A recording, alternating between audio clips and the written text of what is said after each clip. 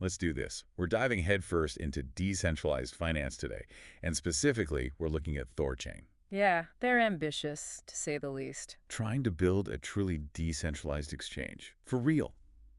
That's wild. We're using their May 2020 white paper as our guide, by the way. Straight from the horse's mouth. Exactly. You can get pretty technical, but stick with us. The potential here is huge. I mean, right now, most people are stuck using these centralized exchanges. Right? Yeah. But what if you didn't have to trust a central authority at all? No more worrying about hacks or someone running off with your crypto. That's the dream THORChain is selling, and they don't pull any punches in their white paper when it comes to calling out the problems with the current system. Yeah, and these aren't just like theoretical problems either. This is about your money, your security. Absolutely. When you use a centralized exchange, you're putting a lot of faith in them to keep your assets safe. And I think we've seen enough security breaches and scandals to know that's not always a safe bet. It's like keeping all your cash in a glass box in a sketchy part of town. Not exactly reassuring. Exactly. And beyond security, there's the issue of liquidity, particularly with these smaller, less popular tokens. The way traditional exchanges often work, with buyers and sellers needing to match perfectly, it can create these frustrating delays, especially for larger orders. Oh, tell me about it. I've been stuck staring at my screen wondering if my trade will ever go through. And all that waiting around, that can lead to price slippage too, right? Where you end up getting a worse price than you expected because the market moved while you were twiddling your thumbs. No, not at all. So THORChain comes in and says, we're going to do things differently. We're building a system that's decentralized, secure, and more liquid all at the same time. Okay, so how do they actually plan to pull that off? They talk about this network of nodes, right? Right.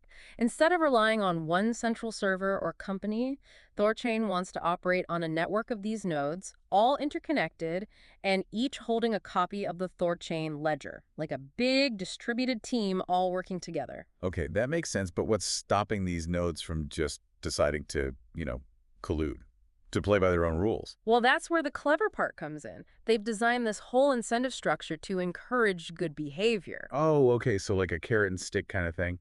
Exactly. We'll get into the specifics a bit later, but essentially, nodes get rewarded for being honest and get penalized if they try to cheat the system. Yeah. It's all about aligning their interests with the overall health of the network. Makes sense to me. So let's talk cross-chain functionality. How does THORChain deal with all these different blockchains with their own quirks and rules? That always makes my head spin a little, to be honest. Yeah, it's a bit like trying to get a room full of cats to walk in a straight line. Right. But THORChain uses this really interesting mechanism called a one-way state peg to connect to other blockchains like Bitcoin or Ethereum. One-way state peg. Okay, hold on. You lost me already. All right. Think of it like this. Imagine you're sending a postcard, right? From one country to another. The postcard itself doesn't have the entire message written on it, right? Just a short note and the address. Right, you're just referencing where to find the full message. Exactly. It's a reference point. Yeah. So instead of actually holding your Bitcoin, for example, THORChain syncs the transaction data from the Bitcoin blockchain. Okay, so it's like a digital postcard saying, hey, this Bitcoin is spoken for. Exactly. It verifies that you own that Bitcoin without actually moving the coins themselves. That's actually really clever. But if THORChain isn't holding my Bitcoin, how can trading even work? It's like saying, I can trade you my car for your motorcycle without either of us handing over the keys. That's where liquidity pools come in. Okay, hit me with it. So imagine like digital trading posts Okay. where people contribute their assets, could be Bitcoin, Ethereum, whatever. Right. And these assets are just always there, available for trading. Yep. And the exchange rates, they're constantly adjusting based on supply and demand. So it's like this always on market driven by what, the collective wisdom of the crowd? Or maybe the chaos sometimes. Yeah, a little both, probably. But the important thing is these pools, they're always pre-funded. Okay, I see. So you don't have to wait around for a specific buyer or seller to match up with. Oh, so that's how they get around those delays. Exactly. Faster trades and, in theory, way better liquidity than you'd find on those older decentralized exchanges that still use those clunky order books. That's pretty slick. So, okay, where does RUNE fit into all of this? THORChain's own token. Ah, a RUNE. That's the glue that holds it all together. Yeah, it's both a security mechanism and kind of like a universal translator within these liquidity pools. Oh, So, you see, to add liquidity to a pool, you need to provide an equal value of both the asset you're adding, like your Bitcoin, and a RUNE. So it's like RUNE is backing it up? You got it. It's a dual token deposit system. And that's how they prevent certain types of attacks and manipulation. So everyone has some skin in the game, so to speak. Exactly. It keeps everyone honest, or at least incentivizes it. But we haven't even touched on fees yet. Oh, right. Everybody wants to know about fees. What's the deal with that? So instead of fixed fees, THORChain uses a dynamic system based on slippage. Slippage. All right, before we go any further, can you break that down for me like I'm 5 years old? Okay. Imagine you're buying something, right? And you see the price is one thing, but when you actually go to pay, it's a bit higher. Ugh, yeah, I hate when that happens. That's kind of what slippage is. It's the difference between the price you expect to get and the price you actually get, usually because there wasn't enough liquidity to fill your order at that exact moment. So the more you trade, the more you risk getting slipped. Exactly. And THORChain uses this concept to create its fee structure. Interesting. How so? So smaller trades, they'll usually have very minimal slippage, so very low fees. Makes sense. But if you try to make a huge trade all at once, like a whale moving a ton of crypto, you're going to get hit with a much higher fee. Ah, so it's designed to discourage those massive trades that could, what, destabilize things. Precisely. It incentivizes smaller, more frequent trades, which ideally makes for a more stable system overall. I like it. Okay, let's talk security. I mean, if THORChain isn't holding my crypto directly, how do they actually keep everything secure? Sounds like a recipe for disaster if things go wrong. This is where things get really interesting. They use a system of distributed vaults. Okay. Basically, imagine digital safes that are spread out across the entire network. And these vaults, they're secured by something called threshold signatures. Threshold signatures. You trying to make my head explode? Chuckles. It sounds complicated, but it's actually pretty intuitive. Think of it like having a vault with multiple locks and you need multiple keys to open it. No single entity has the master key. Instead, multiple nodes on the network have to come together and digitally sign off on any transaction. So even if one or two nodes were compromised, the funds would still be safe. Like a digital fortress. Exactly. This distributed approach is really the core of how THORChain achieves its level of security. Okay, that does sound pretty secure, but no system is perfect, right? There have to be some vulnerabilities or challenges they've acknowledged. Yeah, you're right. Every system has its weaknesses. Yeah.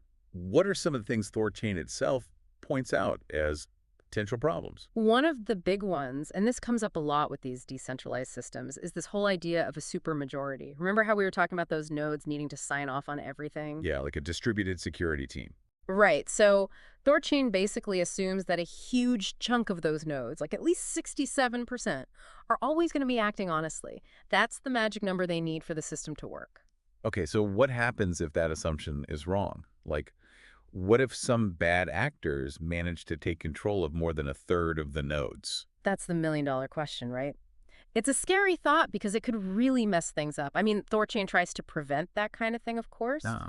Well, those nodes, they have to put up a bunch of RUNE as collateral. So if they get caught trying to cheat, they lose their stake. But still, it's a risk that's always there. It's just built into the whole idea of a decentralized system. That makes sense. So security is one thing. What about when THORChain gets super popular? Can it handle everyone rushing in to trade?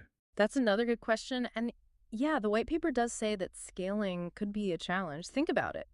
The more people use THORChain, the more transactions those nodes have to process. It could slow everything down. And probably make it more expensive too, right? Exactly. It's a common problem for any network, but it's even more important for these decentralized exchanges because speed is everything.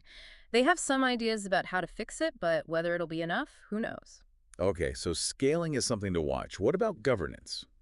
How does THORChain decide, what to do next? Who's in charge? Well, that's the thing. They're going for this governance minimal approach. It's pretty controversial. What does that even mean? It means there's no one really in charge. No CEO calling the shots, no board of directors making decisions.